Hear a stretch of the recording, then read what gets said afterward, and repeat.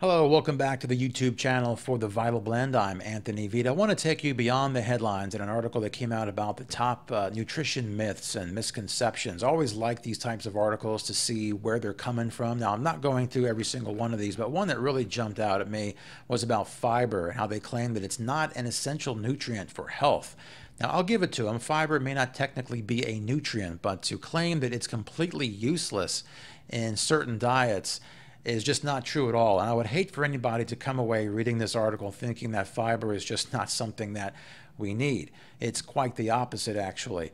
Now, what is fiber? Fiber is something that we only get from plant foods like fruits and vegetables and whole grains, and it's not digested by the human body. It's very bulky, runs right through us.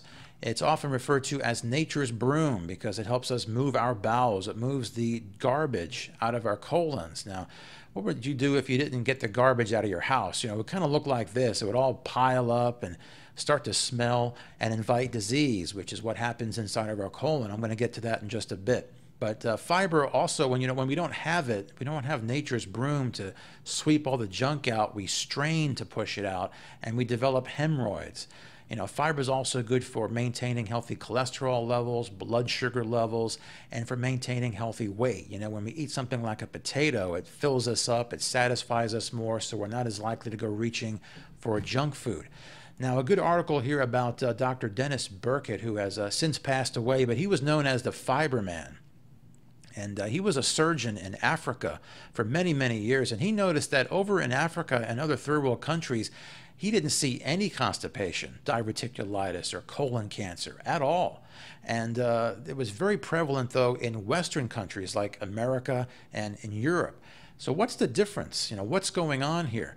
Well, he noticed that in these third world countries, their meals were centered on stuff like rice and potatoes and corn, which had lots of fiber. It kept the junk moving through their system, so it didn't sit there. Unlike in the Western countries, where they ate a lot of, like animal products where there's no fiber, and a lot of refined carbohydrates where the fiber is purposely taken out, like in foods like white bread and junk foods like pretzels. And so when this stuff starts to fester inside your colon, it starts to cause problems. Great book by Dr. Edward Group called The Green Body Cleanse, where he talks about how virtually all disease is caused by toxins entering our body through the intestines. Now, these toxins get in from the food that we eat, the water we drink, heavy metals, milk, coffee, alcohol, drugs, even the air that we breathe. And if we don't get these toxins out, it causes some serious problems. Now, here's a look at our colon. And here is fecal matter that will collect if that nature's broom doesn't come to sweep it away. And what happens is that this feces will start to get into our tissues and potentially cause cancer in various parts of our body. And of course, if we don't have nature's broom to sweep this out, we strain to move our bowels, we become constipated, we develop hemorrhoids. Also, we can develop inflammation, otherwise known as colitis.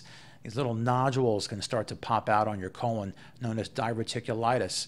And not shown here is varicose veins, which are basically veins in your legs which get popped out from straining too much when you go to the bathroom. So how much fiber should we eat to avoid all this mess? Well, if you're not moving your bowels at least once a day, you need to eat more of these foods until you do.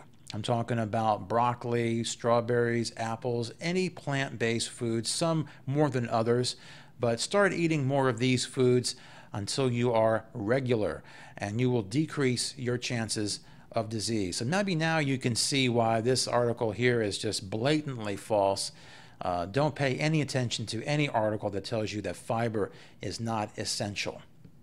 So I want to know your thoughts. What are your questions? What are your comments? Put them down below. I will include the links down there too. Be sure to hit like and subscribe, and I'll be back with more videos for your health here on the Vital Blend YouTube channel.